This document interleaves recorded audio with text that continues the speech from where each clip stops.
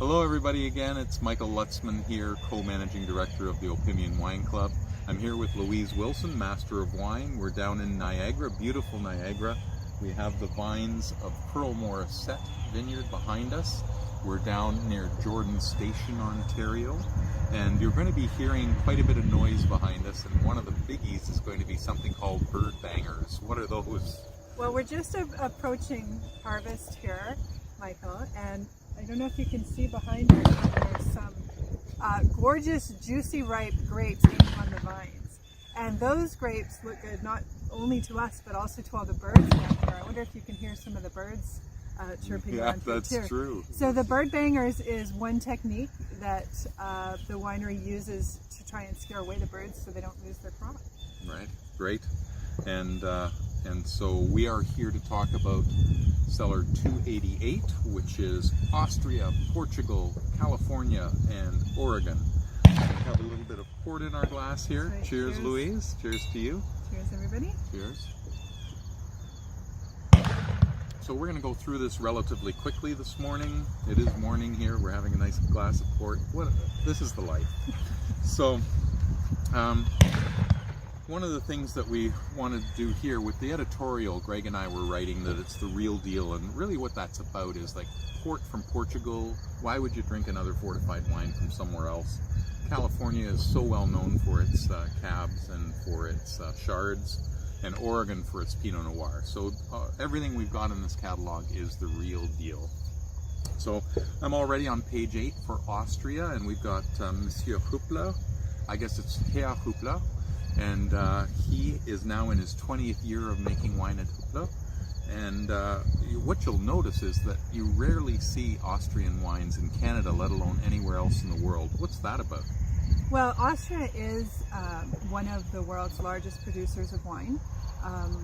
They're within the top 20 largest producers, but they're also one of the world's largest consumers of wine. So basically they're drinking their own wine, and there's not a lot left to export. So you do see some select examples at top Michelin star restaurants and in top retail, and really they're chosen because of the quality of Austrian wine and also its ability to pair with food. So we're very fortunate to have some in our collection. We're absolutely delighted that the Hupplers are partners with us, and one of the things you should know is that the Grüne Veltliner is in Michelin star restaurants around the world, and we are so fortunate to be able to have that available to us at a very reasonable price as well. So now I'm going to page 12 to Ramillo. This is a very interesting story.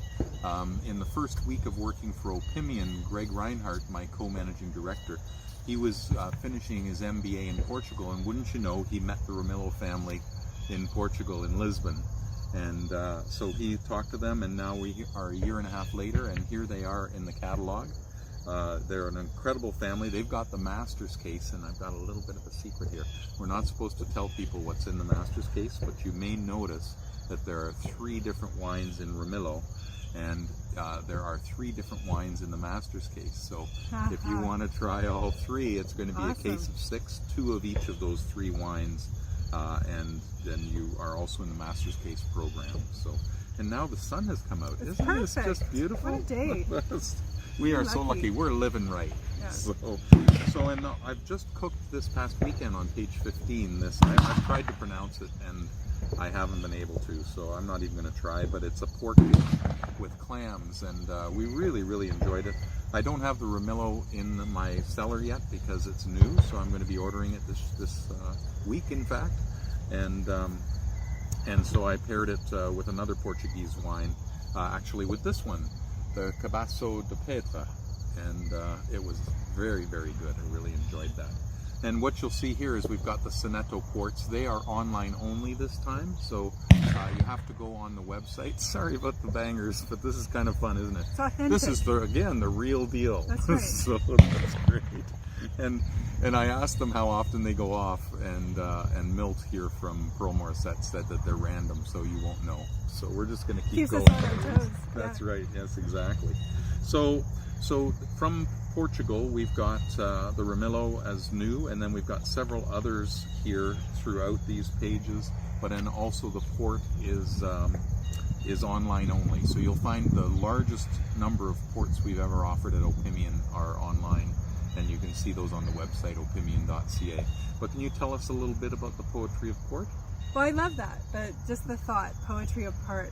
And when I think of port, one thing that always comes to my mind is just the how happy I was when I found port in a blind tasting, because port is so distinctive. There's really nothing like it.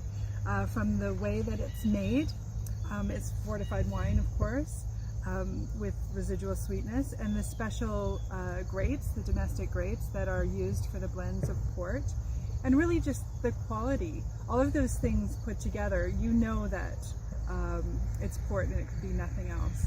It's just fascinating to me too, as well, the number of styles that port comes in, and you've got quite a few to offer here in this cellar. I noticed there's ruby, there's tawny with age, yes, and vintage port, and just the the quality that port delivers. It is just such a classic wine. I noticed on your top picks you picked the 30-year-old tawny, absolutely, which I love that. Just think back, what were you doing 30 years ago? Well, let's not. When this, when this, wine was first inspired, I think it's just amazing that we can enjoy those wines today. Oh, that's great. And I'd be remiss if I didn't mention Jose Gaspar. He's another great partner of Opimian. On page 21, there are several of his wines available there. And these three, the Soneto, are in a mixed case, online only, web exclusive, and that gives you a bottle each of the ruby and of the tawny and the late bottle vintage. So you get to try three different styles of port, and I can tell you my wife Miriam is a huge fan of port, so we've always got some open in the house. It's we just absolutely love it. So then more Portuguese here on 2627. The Quinta Daguista has been around with us for some time now, and in fact I've got a little bit of that in my cellar as well, so I've been sipping that. It's kind of neat as we rotate through these cellars. I've got some from each one, and everything changes up at the house where I can drink it. So then we've got the regular one in the middle. As you know, that's where your value wines are. We call them Monday night wines, and there's lots of good choice there as well. So on page 31, Daniel Lafrancois. He has not been with us for a few years, and people have been really missing his Zinfandelic. That's the Zinfandel from California. We've moved into California now. Both his wine spots and Zinfandelic, were missed, and Greg talked to Daniel, and he's back into the family, and we're now offering these wines, and they're remarkable. Those of you who aren't familiar with Zin, can I impose on you? I mean, that fruit forwardness of Zin, and again, it's I think an iconic grape variety in California. Absolutely. So style-wise, Zinfandel is a powerful wine, really. It's fruit forward, concentrated. It can be made in many different styles, where the tannins maybe are soft and it's more about the fruit, or it can be quite structured. So I think it's quite a flexible grape variety as well, but really quite aromatic, a lot of that dark black fruit, and quite powerful and well-structured wine. Super. And now we're over to page 34, California, Angelo Pera. There's a story about him and how long he's been with Opimian and given us such incredible things. You'll be familiar with the Butterfly Ridge and the River View, and he's now trusting us enough as a supplier for him in Canada that he's moved us up a notch. So we now have his three top lines, and that is Mountain View, and also the Backstage, and then his Ducks in a Row. So we love that. And the Ducks in a Row is a phenomenal line, and I enjoy the wines from there. Mountain View I haven't tried because it's new to us, and I'm looking forward to going down and visiting with Angelo down in California. I've got a sister down there, so nice. I'm looking forward to that. And then the Backstage, what you'll find is that is his premium brand, and it has never left the United States before. Oh, wow. So he's trusting us with a few cases of that. It's limited, And we've also got the backstage here. On the back inside cover is the California Backstage Cabernet Sauvignon, and it is to die for. It's just phenomenal. So there we go. There was an ad here on page 40 about you're going to get $2.89. It's actually going to be printed this year. Normally it's only online, and we're printing an extra one this time. So here we are at Couts, California. What makes California wine so distinct? Well, I think the thing that comes to mind first is just the sheer diversity. There are 142 unique AVAs in California. So AVA is, a designated growing region that produces a specific style of wine. And so there's 142 different AVAs in California. That's more than half of all the AVAs in the United States. There's over 110 grape varieties produced by 4,200 wineries. So we are talking about a lot of unique wines to explore. Yeah, and I've always loved California wines. It was actually surprising to me, and if you're watching several of these videos with me in them, I've said this several times, is that it's amazing to me that in Ontario and Eastern Canada, we know California wines really well, even though it's West Coast. But I'm told that Alberta and BC, they don't know California wines particularly well, and they don't have them available to you. You may not have those available to you in the West. So what I would recommend is that you try some of them here from here. Of course, I would recommend that. And we have found the best of the best. So you really can't go wrong. As you know, all of these are tasted by our Master of Wine, and they're vetted, and there's over 3,000 tastings a year for only about 700 to 800 to go into the cabinet. So here we are at Couts on 42. Couts family have been family with us for so long, and we still have the Stone Valley Chardonnay, a really good entry-level wine that you'll notice that I have in my cellar at home. Man, those birds! And one of the new ones for us is the Couts and Kramer 2843. That's a special wine that they normally don't do through our channel, and we're really, really pleased that they've given us the opportunity to buy that. So don't miss that if you can. Hook and Ladder. So I just had a tasting with Jason, the winemaker, and it's quite amazing. The Hook and Ladder this one is Station 10. Unfortunately, it's not available this year, but I wanted to bring it because it's all I have left. I've drunk all of the rest of my Hook and Ladder. One of our board members, Twyla, her favorite is the Tellerman. And the Tillerman is actually the guy on the back of a Hook and Ladder truck, where he's driving the back of the truck. I think that is so cool. Yeah. And the person who started this winery is actually a former fireman. Oh, neat.